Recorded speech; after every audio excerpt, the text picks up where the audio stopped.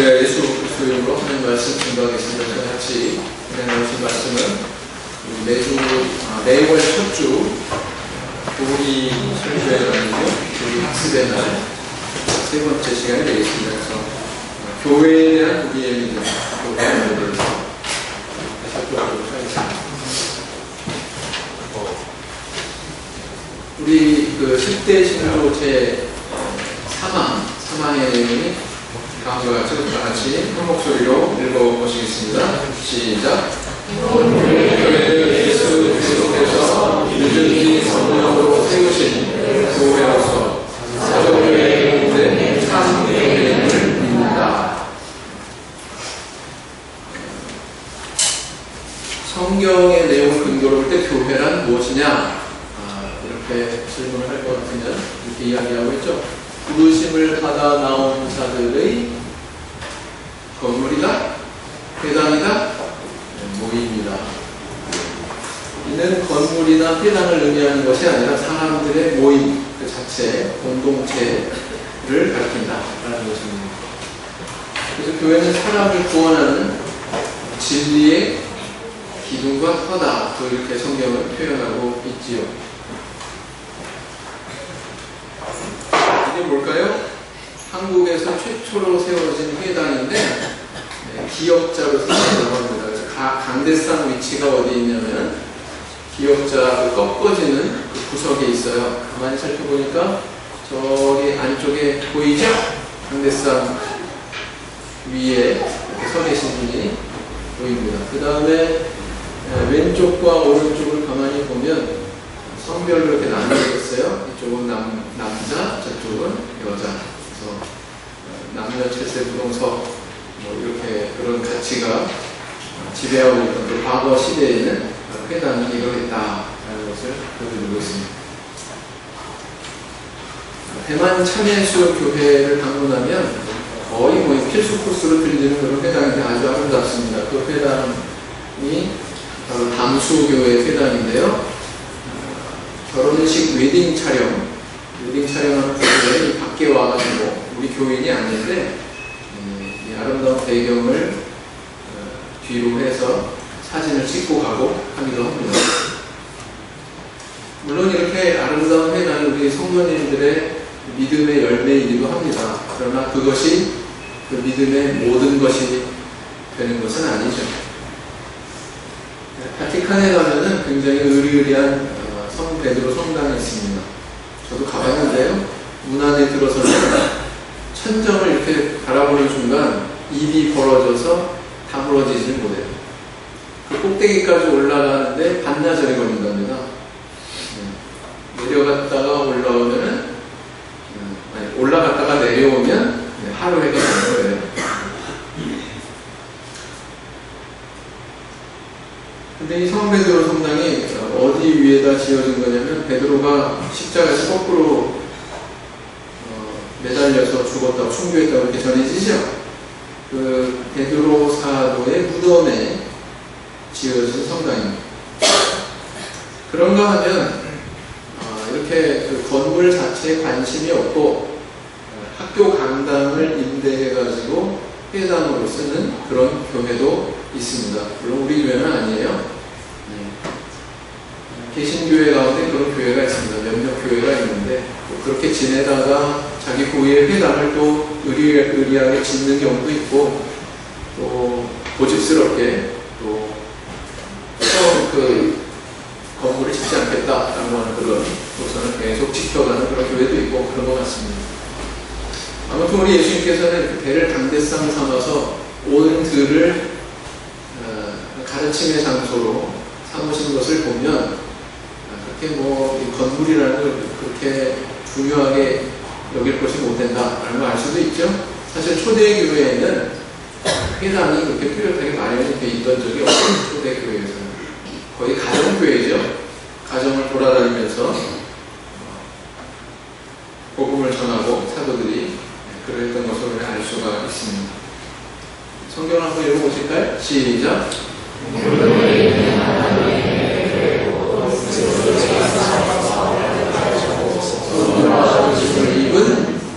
입은 건물과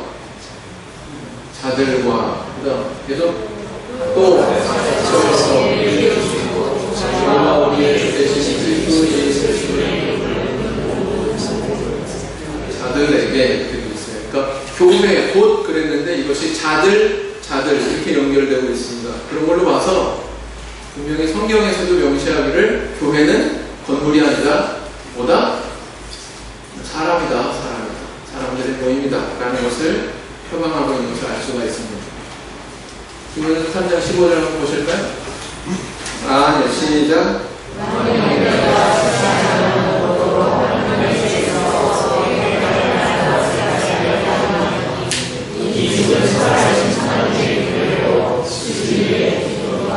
성인이라 이렇게 얘기하고 있죠. 그래서 이 믿음의 공동체인 이 성도들의 모임 안에 하나님께서는 진리를 담아두셨어요. 오늘날 사람을 거듭나게 하는데 그 거듭나게 하는 일을 어디서 시행하고 있습니까? 어디서 시행하고 있습니까? 교회라고 하는 공동체 안에서 그것이 시행되고 있죠. 성경 속에는 교회를 비유하는 여러 가지 내용들이 있는데 그것을 보면 교회가 과연 어떤 기능을 하는 것이냐 그 본질에 대해서 설명하고 있다 이렇게 볼 수가 있습니다. 그래서 첫 번째는 구원의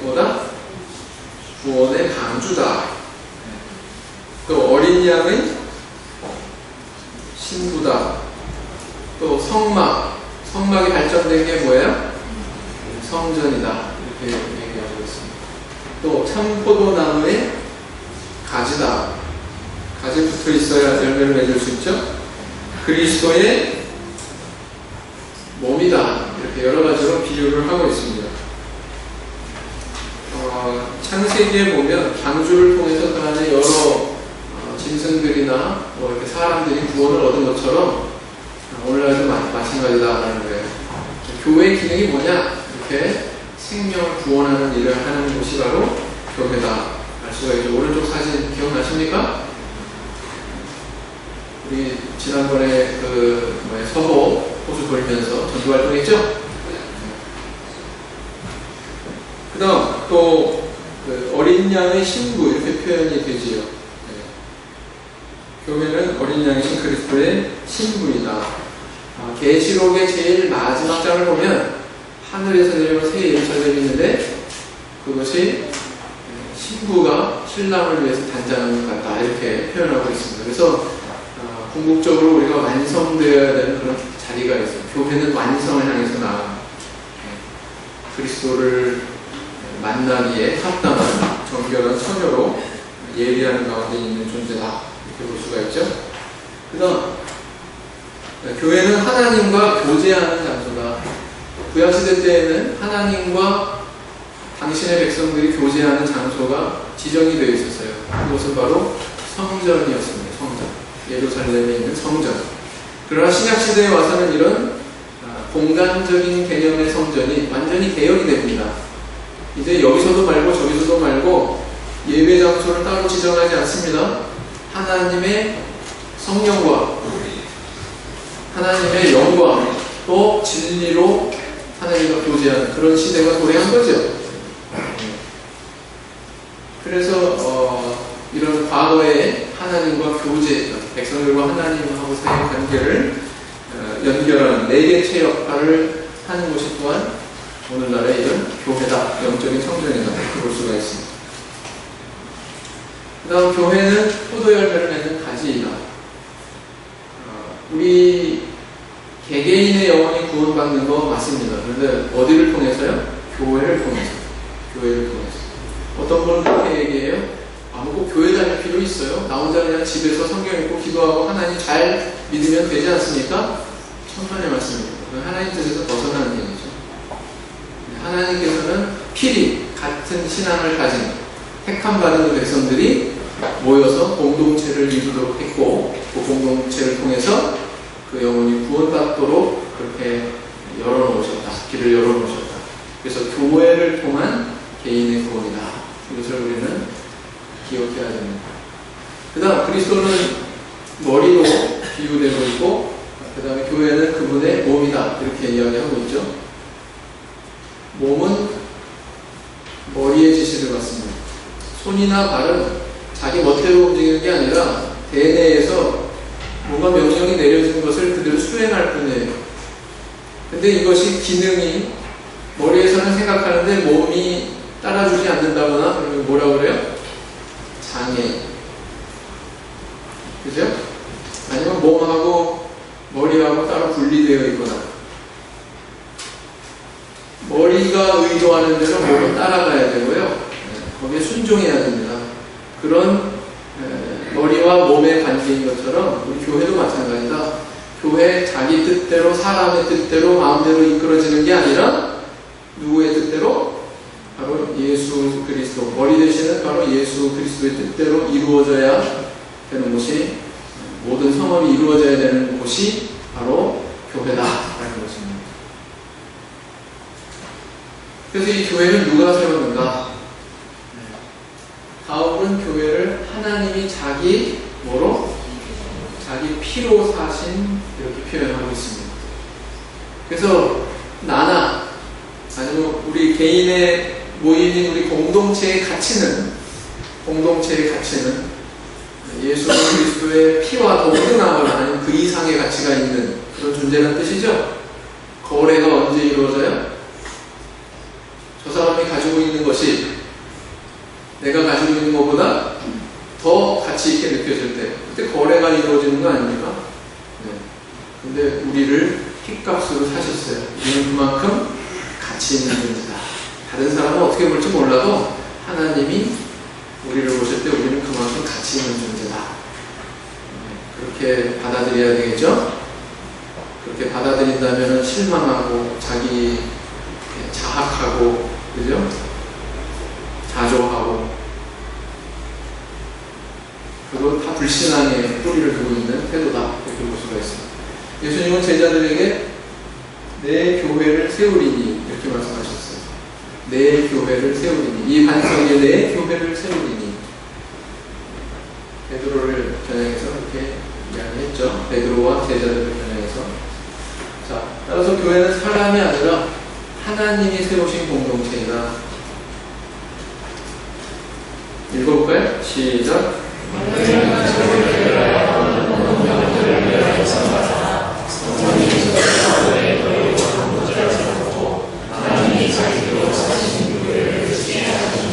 자기 피로 사신 교회, 이렇게 표현하고 있죠. 또 읽겠습니다. 시작.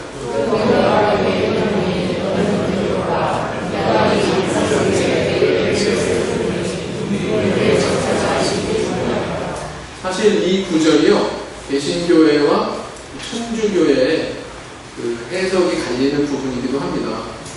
천주교에서는 내가 이 반석 위에 내 교회를 세우리니 할 때 이 반석은 누구를 가리킨다는 거예요?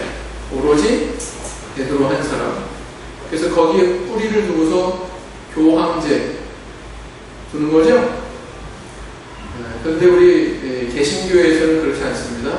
이것은 베드로를 가리킨 게 아니라 베드로를 대표로 하는 그 제자들 전체, 그 공동체 전체, 공동체라는 교회, 이렇게 해석하는 거예요. 여기서 해석이 갈립니다. 읽어보실까요? 시작. 이 예수는 저희 건축자들의 머릿돌을 칠석이의 머릿돌이 되었느니라. 유대인들의 그런 건축 양식을 보면요, 이 머릿돌은 기준이 되는, 건축의 기준이 되는 그런 돌입니다. 그래서 이 머릿돌을 딱 놓으면 그게 기초가 돼서 정면을 쌓아가요. 돌을 하나씩 놓으면서 가장 기초가 되는, 시발점이 되는, 초석이 되는 그런 것이 바로 머릿돌이다. 이렇게 볼 수가 있습니다. 자, 교회는 언제부터 시작됐는가? 그럼 교회는 언제부터 시작됐어요? 예수님께서 제자들을 끌어모으셨을 때부터일까요? 내가 이 반석 위에 내 교회를 세우리니 선언한 다음부터일까요? 언제부터일까요? 교회는 언제부터 시작됐습니까? 사도들이 성령을 받기 전에 아직 사제의 권세를 행사하는 교회가 시작되지 않았습니다. 요한복음 20장 20절에 예수님께서 제자들에게 나타나셔가지고 처음 나타나셔서 하신 말씀이 성령을 받아라. 그 다음에 곧바로 이어서 유의제든지 사하면 사해질 것이요 그대로 두면 그대로 있으리라. 그 의미는 뭐예요? 성령 받는 것과 사제의 권세는 관련이 있다 없다? 관련이 있다 라는 것을 암시하는 거죠. 자, 교회는 오순절 성령 강림 이후부터 시작된다. 그래서 누군가가 묻는다면 교회는 정확하게 역사 속에서 언제부터 시작됐습니까? 이렇게 물으면 오순절 이후부터입니다. 이렇게 대답하시면 정확하다. 인간의 역사 속에서 교회의 시작은 바로 오순절부터다. 이렇게 대답하시면 된다. 라는 것입니다. 교회는 성령 강림 후 예수 이름으로 물세례를 주어서 사죄의 권세를 행사합니다. 그럼 그 이전에는 예수님이나 예수님 제자들이 세례 준 적이 없는가? 복음서에 보면 있어요. 그러나 예수 이름으로 세례를 시행한 것은 아니었습니다. 예수 이름으로 사죄의 권세를 행사하기 시작한 것은 바로 오순절날 3,000명이 회개했던 바로 그 사건부터 시작이 됐다.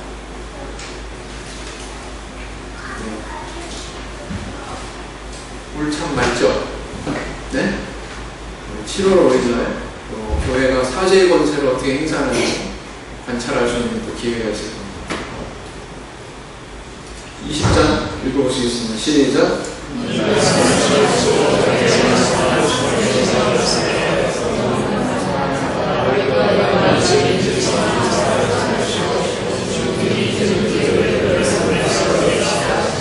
네. 그 다음 또 한 부분 시작.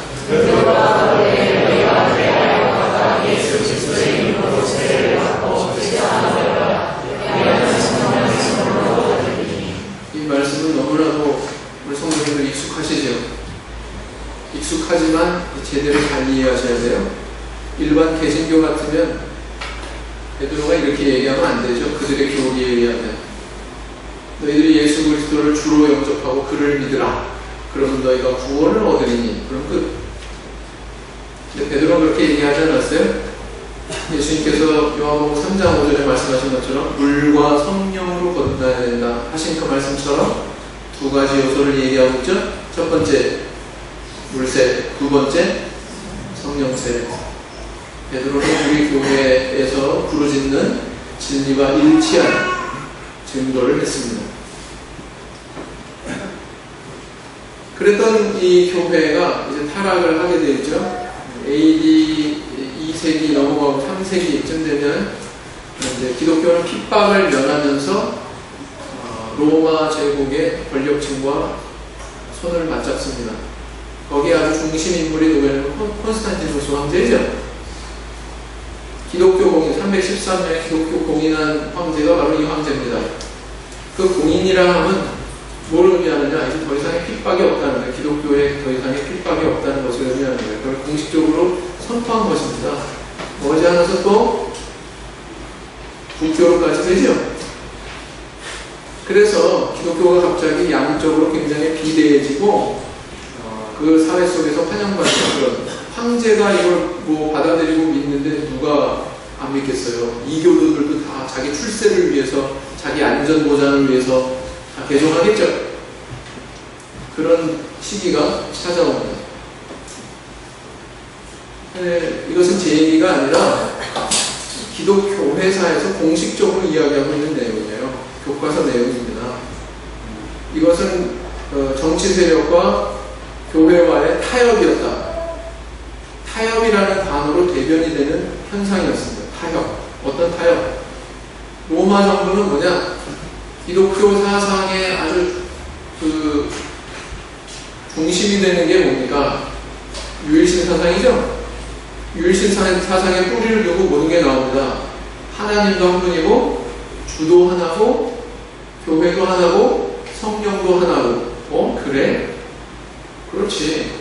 로마도 국이 아니라 로마 제국도 하나여야 되지. 거기에 황제도 하나여야 되지. 이데올로기가 맞아떨어져요. 그 정신적인 그런 구조를 기독교의 것을 차용한 겁니다. 로마 정부에서.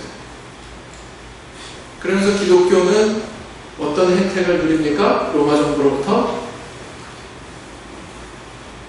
안전을 보장받죠. 이제 핍박은 더 이상 없어요. 안전 보장은 물론이고 이제 권력과 손을 잡으면서 말하자면 핍박을 받는 존재가 아니라 권력을 행사하는 존재로 바뀌게 됩니다. 양적으로는 비대해졌지만 외형적으로는 비대해졌지만 사실은 교회의 순수성이 점점 파괴되는 모습이 있었다. 그래서 교황제도는 이런 그 신앙의 정치화를 의미합니다. 예수님이 이 땅에 오셨을 때 정치에 관심 두셨어요? 두셨습니까? 아니에요. 나는 왕이다 그러셨지만 난 이 나라의 왕이 아니다. 다른 세계에 거하신 분입니다. 정치에 관여 안 하셨어요. 이교도의 신앙이 그러니까 말로만 기독교인이지 사실 그 뿌리를 근본적으로 따지고 보면 기독교인이 아니에요. 그런 사람들이 너무 많았어요. 콘스탄티누스 황제 자신이 그랬습니다. 역사 속에서 어떻게 알려져 있습니까? 이 사람은 기독교를 봉인했고 그 신앙을 받아들인 것으로 이야기하고 있지만 세례를 언제 받았다고요? 죽기 전에 침상에서 세례받았습니다. 뿐만 아니라 유대인들은 이 우상숭배를 굉장히 꺼리기 때문에 또 당시 기독교인들 역시 마찬가지죠. 우상숭배를 꺼리기 때문에 뭐 동전이나 이런 거에 뭐 새기고 막 이런 것은 하나님께 드리질 않았습니다. 유대인 동전이 따로 있어요. 그래서 그 복음서에 보면 돈 바꾸는 자들, 성전 정화 사건에서 돈 바꾸는 자들이 나오는 이유가 그겁니다. 로마인들의 동전 하나님께 드리면 안 되니까, 가이사가 막 새겨져 있는 그런 동전 드리면 안 되니까 유대인 동전으로 드려야 되는데 그러려면 환전을 해야 됐단 말이죠. 그 동전에 아폴로 신을 새겨 넣는 그런 일을 했던 황제가 바로 콘스탄티누스 황제예요. 그래서 이 사람이 진정 기독교인인가? 많은 학자들은 의문을 품습니다. 아닐 것이다, 아마. 그는 정치인으로서 기독교의 이런 이데올로기, 이념, 이런 것들을 거기에 이용했을 뿐이다. 이렇게 보는 시각이 상당히 많습니다.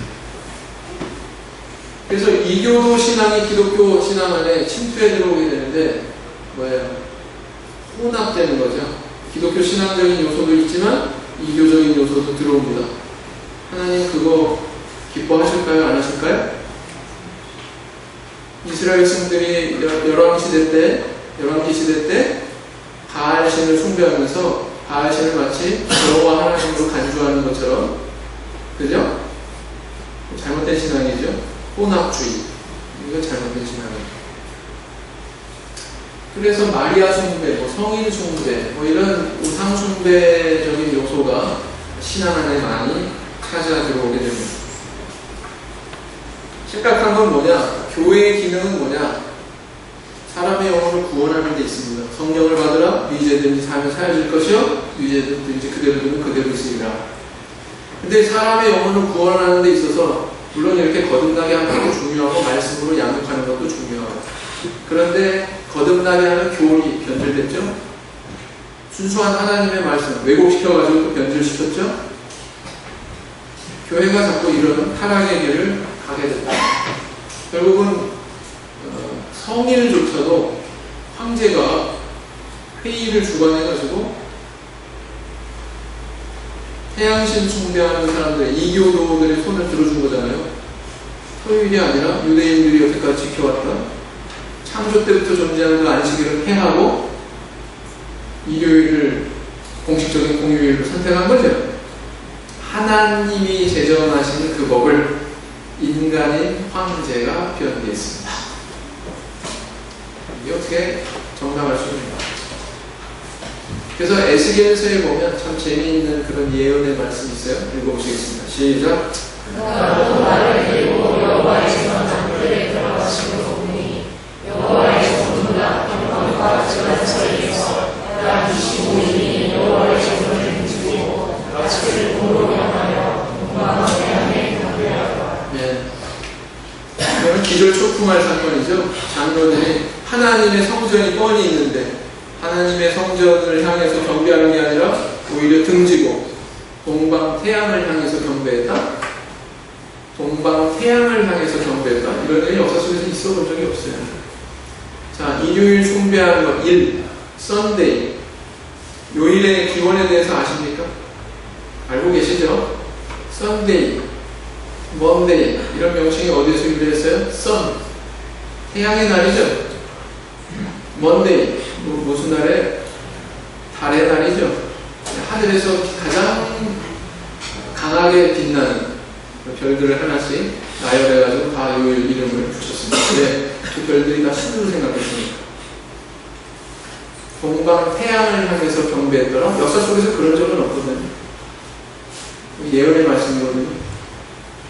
오늘날 무수히 많은 사람들이 이 로마 황제가 바꿔놓은 이 제도를 따르고 있습니다. 천주교는 개신교에 대해서 어떻게 어깨에 힘주고 있느냐? 개신교는 우리 밑에 있다. 왜? 우리가 제정한 일요일 휴업명에 대해서 그들도 계속 수용하고 있기 때문에 이렇게 주장합니다. 그 의미가 뭔지 한번 잘 곱씹어 보세요. 다음 또 읽어보겠습니다. 시작. 여호와께서는 하늘을 위하여 하늘을 위하셔서 스스로 바라보다니 교리하시죠. 이것은 육적인 것을 얘기하는 게 아니에요. 자, 이것은 미래사에 대한 예언입니다. 아모스 8장 10절 시작. 주 여호와께서 자기의 보라 이르시라 그가 기름을 다해 보내니 당신이 없어 주님이 아니라 우리로서 바람이 아니라 여호와의 말씀을 듣지 못한 자다. 네, 이런 미래가 있다는 얘기죠. 땅이 갈라지고 비가 내리지 않고 그것은 기후에 관한 거 얘기하는 게 아니라 영적인 형편에 대해서 이야기하는 거다. 성령이 내리시지 않고 또 하나님의 말씀이 선포되지 않고 그런 암울한 미래사를 얘기하는 겁니다. 오늘날 천주교 교황 어떻습니까? 신처럼 추앙받죠? 거의 뭐 하나님하고 동격이죠? 지난번에 그 교황이 여기 한국 방문하지 않았었습니까? 제가 고속버스를 타고 쭉 내려가다가 휴게소에 잠깐 들렸는데 거기 보니까 교황 일반 사람 키만한 그런 그 사진이 이만하게 서 있어요. 그 뭔가 저게 왜 저게 서 있지? 가만 보니까 포토존이에요. 거기다 세워놓고 사람들이 사진 찍고 있더라고요. 아, 교황하고 사진 찍었다라는 거죠. 이게 뭐.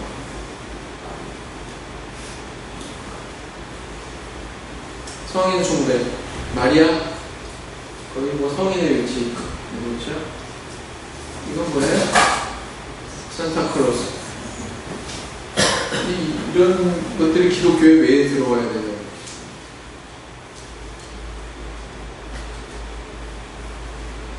천주교의 십계명은 저희들이 지금 소유하고 있는 십계명과 다릅니다. 성인 숭배, 이렇게 우상 숭배 하는 것을 그들이 일반적으로 받아들이다 보니까 양심에 찔렸나 봐요. 제2계명이 뭡니까? 우상 숭배하지 마라. 근데 그 두 번째 계명을 삭제해버렸어요. 삭제해버리고는 마지막 10계명, 내 이웃의 집을 탐하지 말라. 이것을 둘로 나눴습니다. 어떻게? 내 이웃의 아내를 탐하지 마라. 내 이웃의 재물을 탐하지 마라. 이걸 둘로 나눠서 10계명 숫자를 맞췄어요. 이게 천주교입니다. 하나님 말씀도 겁없이 변개하는. 그래서 이런 천주교의 어떤 타락한 모습에 반기를 들고 시작된 게 뭐예요? 종교개혁이었습니다. 종교개혁. 그런데 저는 이 종교개혁에 대해서 인간으로부터 시작된 종교개혁이다 이렇게 정의합니다. 종교개혁에 불을 지핀 인물이 있죠? 누구였습니까? 마틴 루터. 1917년 로마 카톨릭 교회의 그런 부패상에 대해서 뭐 면죄부 판매니 뭐 여러 가지 상황에 대해서 조목조목 기록을 해가지고 95개 조의 반박문을 히텐베르크에 있는 게시판에다가 그것을 이제 요즘 말로 얘기하면 대자보죠. 대안에 이렇게 붙이는 것 같은 대자보를 붙인 거예요. 그 결과 어떻게 됐습니까? 이제 개신교회가 시작이 된 거예요. 사실 마틴 루터는 새로운 종교를 시작하려고 하는 의도는 전혀 없었다.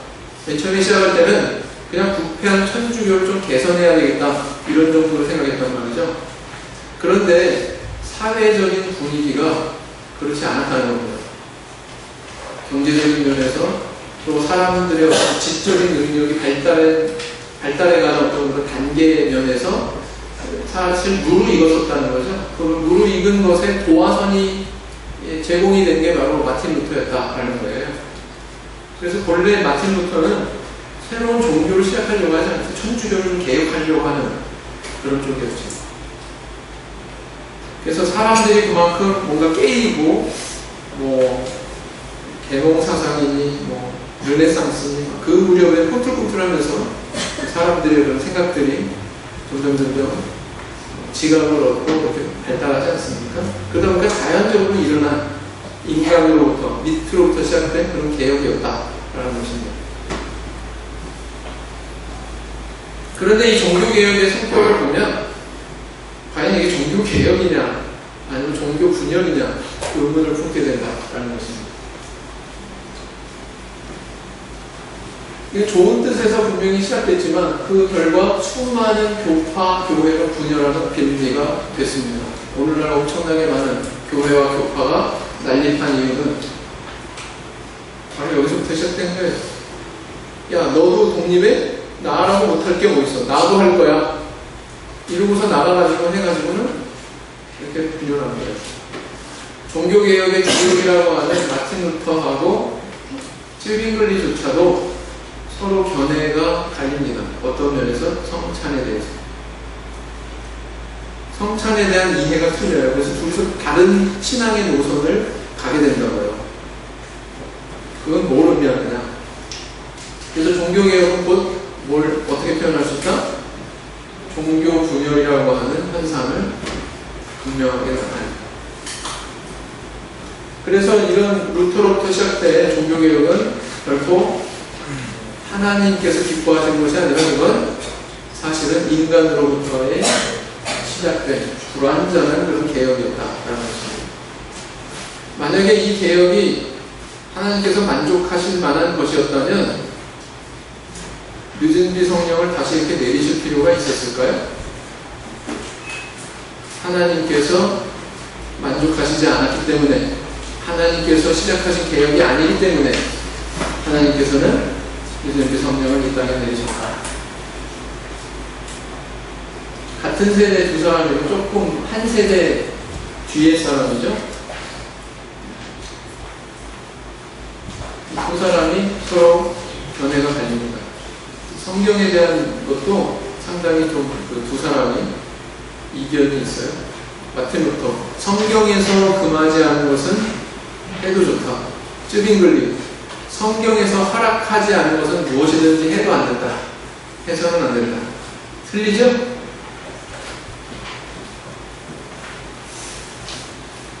네. 한국 쪽에 교회 분열 사회를 쭉 정리한 그림이 있더라고요. 다 몰라요, 저는. 외울 수도 없고, 하여튼, 많이 분열했다.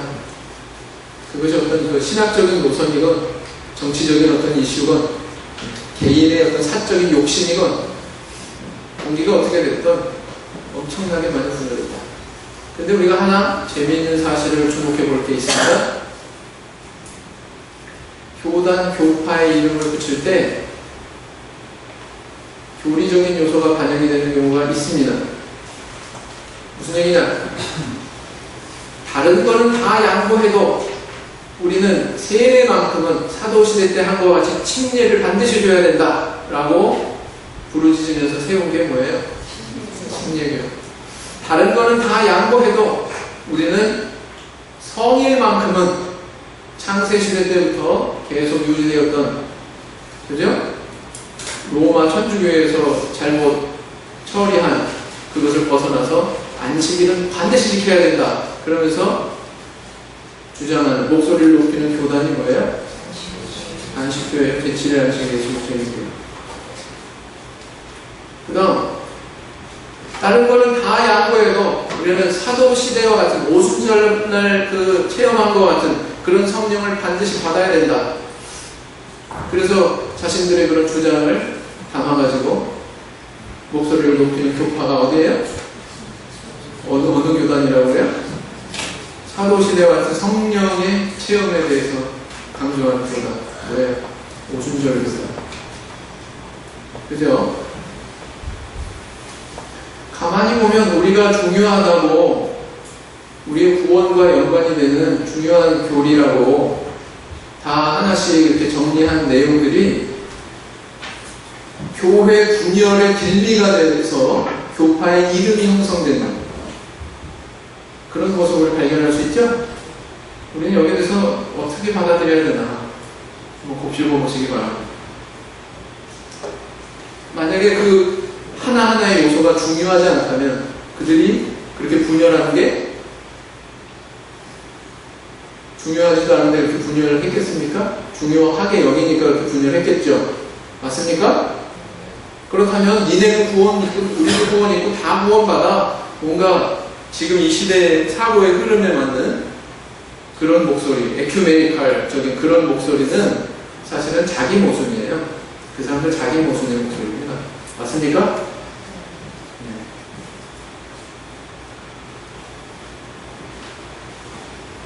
자, 이제 개신교도 이렇게 어쩔 수 없는 부패를 보여줬기 때문에 오늘 얼마나 기독교가 이렇게 한국 사회에서 세계 제2번째 기독교 국가인 한국 사회에서 얼마나 무리를 끼치고 있습니까? 그것도 기독교 제1세대 지도자들이. 그러다 보니까 요즘 욕 많이 먹고 있잖아요. 그죠?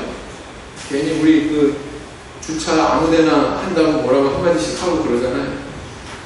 그것도 다 연관이 있는 거예요, 사실.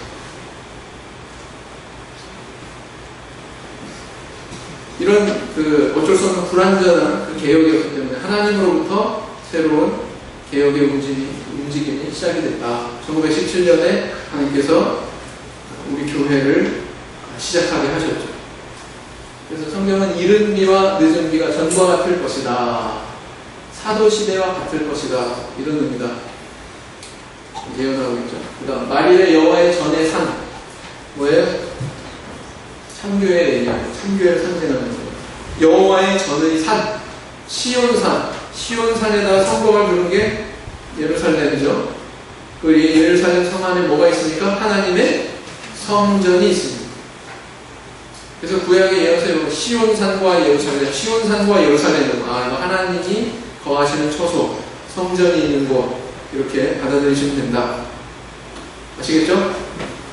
그래서 만일의 여호와의 전대산 순교회로 민족들이 몰려들 것이다. 많은 열방들이 몰려올 것이다. 이런 예언이 성경에 있다. 그런 것입니다. 그 다음 남은 자만 구원을 얻는다고 예언하고 있습니다. 남은 자. 남은 자가 뭘까요? 역사적으로 보면 남은 자는 바벨론 포로로 끌려가지 않고 여기에 남아있던 자. 포로로 끌려가지 않고. 그런데 영적으로 보면 이 남은 자는 누구냐? 하나님의 뜻을 쫓는 순수한 그 신앙에 남아있는 자로 해석을 해야 되는 자. 누가 그렇게 해석했어요? 바울 사도가. 기독교인인 우리가 남아있는 자다. 유대교도들은 다 아니다. 우리가 남은 자다. 로마서에서 그렇게 이야기하고 있지 않습니까? 그러면 그게 거기에서 단절된 게 아니라 오늘날도 마찬가지라는 거예요. 순수한 그 하나님을 섬기는 신앙의 자리에 남아있는 자, 그죠? 그 진리 가운데 남아있는 자가 바로 이 말세에 남은 자 아니겠습니까?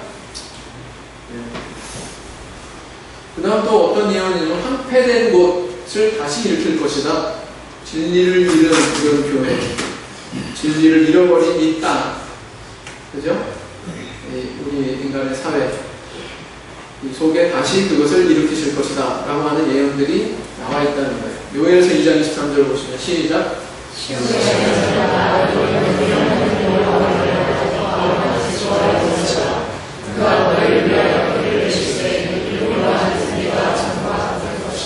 요엘서 2장의 이후 내용에 뭐가 나와요?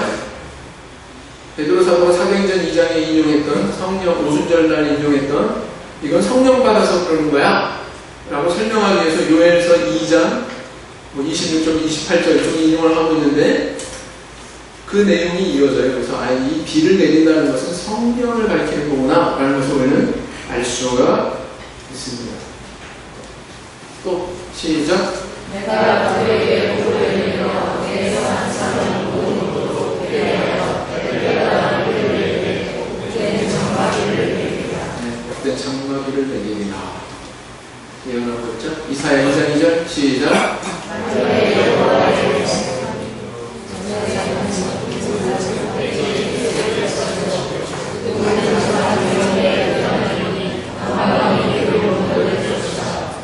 이가서 시작.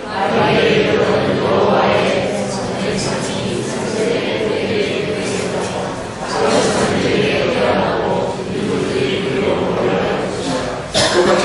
네, 똑같지 않습니까? 네. 여호와의 전의 산이 말세에 우뚝 설 것이다. 그리고 열방들이 몰려갈 것이다. 많은 민족들이 몰려갈 것이다. 이렇게 예언했다. 또 시작.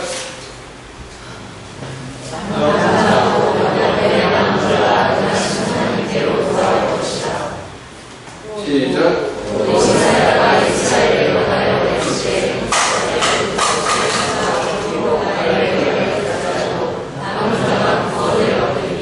네. 바울 사도가 해석하고 있어요. 로마서에서. 그래서 우리가 어떤 자다? 우리가 남은 자다. 남은 자. 이사야 61장 4절 또 읽으시겠습니다. 시작.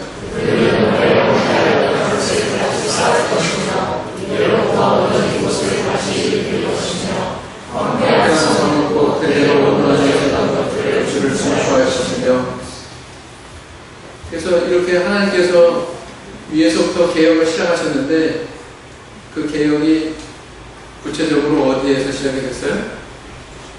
중국에서. 사실 중국에 이런 그 성령이 내리기 전에 이미 미국에서부터 오순절 계통의 그런 물결이 있었죠. 그렇다고 해서 우리가 오순절 교단이다 그런 의미 아닙니다. 그건 별개입니다.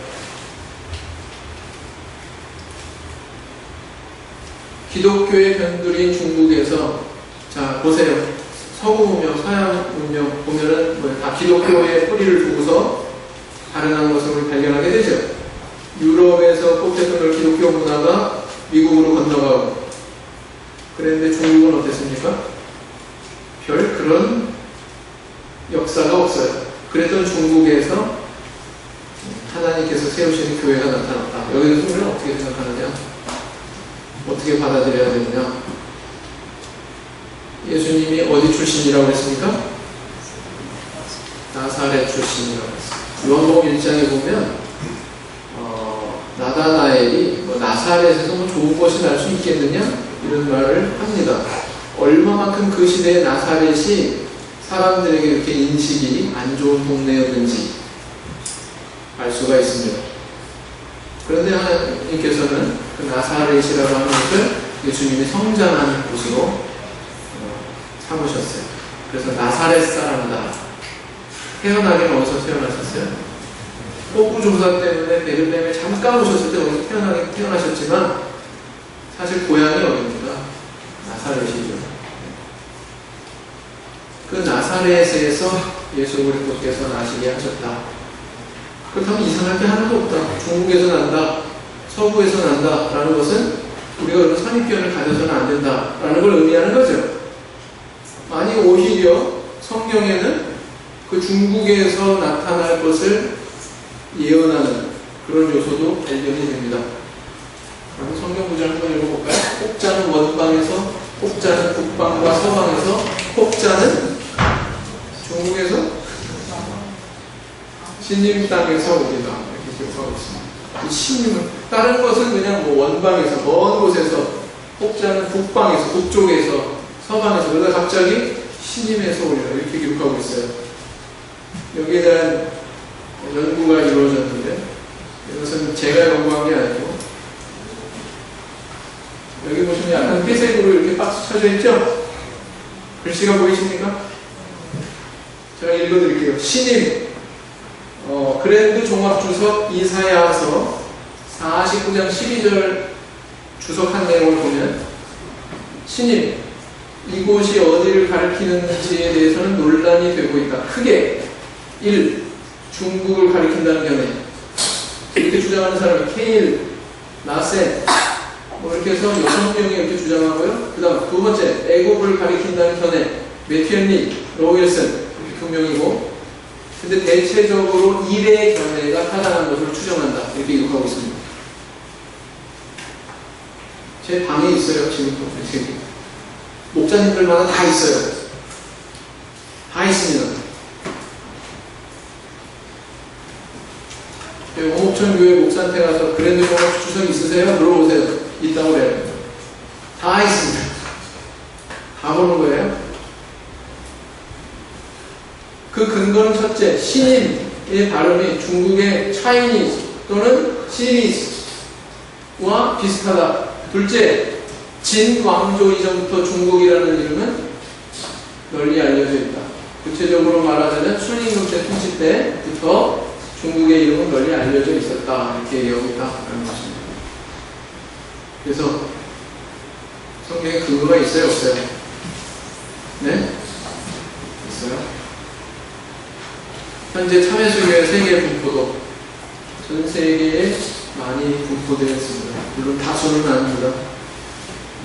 전 세계 유대인들의 수가 그렇게 많지 않은 것처럼 영적인 유대인, 영적인 이스라엘인 참여수교회 성도들은 그렇게 많지는 않습니다. 그러나 전 세계에 지금 퍼져 있습니다.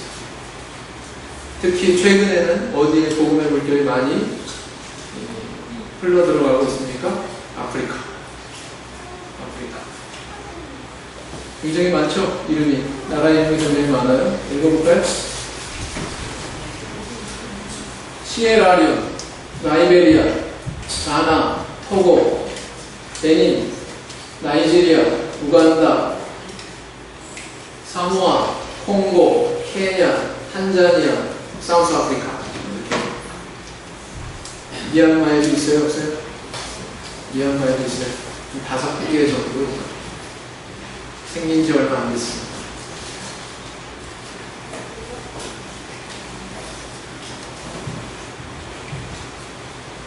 사도교회와 같은 참교회의 조건 뭡니까? 사도교회와 같은 뭐가 있어야 돼요? 성령이 있어야 됩니다. 성령이 없으면 사제의 권세 있어요? 없어요? 없습니다. 목자님 제가 보니까요 어떤 모모 교회에서도요 친미하던데요, 우리랑 똑같던데요, 예수 이름으로 하던데요. 성령이 있습니까? 없습니까? 성령이 있어요? 없어요? 성령 없어요. 사도교회와 같은 진리가 있는가? 교리와 윤리, 진리가 있는가? 올바른 교리와 올바른 가르치는 윤리가 있는가? 또 묶어가지고 진리가 있는가? 진리가 없으면 아무리 거듭나게 했어도 그 진리로 양육을 받아야 되는데, 양육을 해야 되는데 양육할 능력이 있을까요? 없을까요? 없겠죠. 그리스도의 사람으로 온전한 그리스도의 신부로 성장시킬 능력이 없겠죠. 근데 어떻게 구원을 보장할 수 있겠습니까? 사도교회와 같은 기적이 있는가? 우리 교회에 가끔 하나님께서 주시는 큰 은혜가 있죠? 우리 그런 간증 많이 듣지 않습니까? 목자님 성경 보니까요 기적이사가 엄청 많은데 요즘에 그런 거 별로 안 나타나는 것 같아요. 성경이 몇 년에 걸쳐서 그 기적이사가 나온 그 기간을 다 복음서 예수님 하신 거 빼고 사도시대 때 한 거 쫙 펼쳐놓으면 그 기간이 얼마나 되냐 제가 질문을 합니다. 글쎄요, 수십 년 되죠? 우리 수십 년 동안 간증 수집하면 상상할걸요? 하나님께서 역사하신 그런 내용들 수집하면 상상할 겁니다.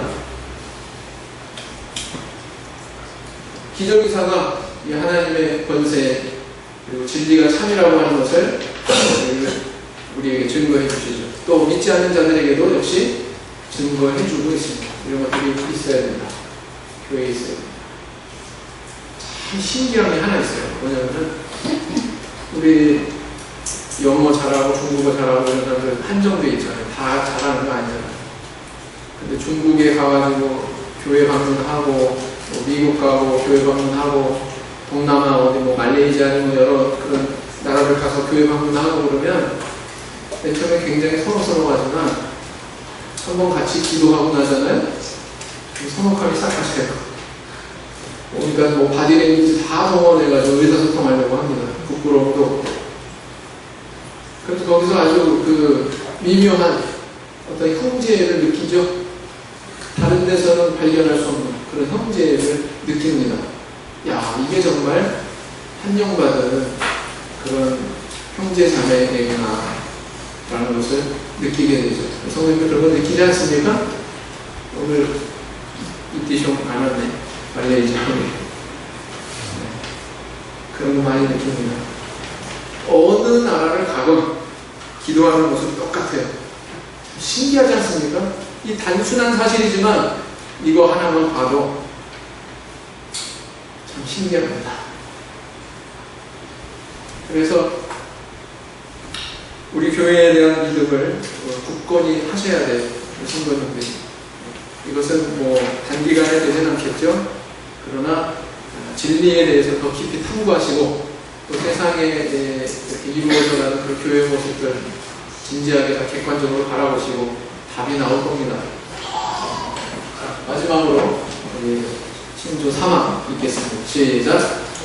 예수 그리스도께서 믿음의 성령으로 세우신 교회로서 서로의 가운데 참 교회임을 믿는다. 목사님도 하시겠습니다. 아멘.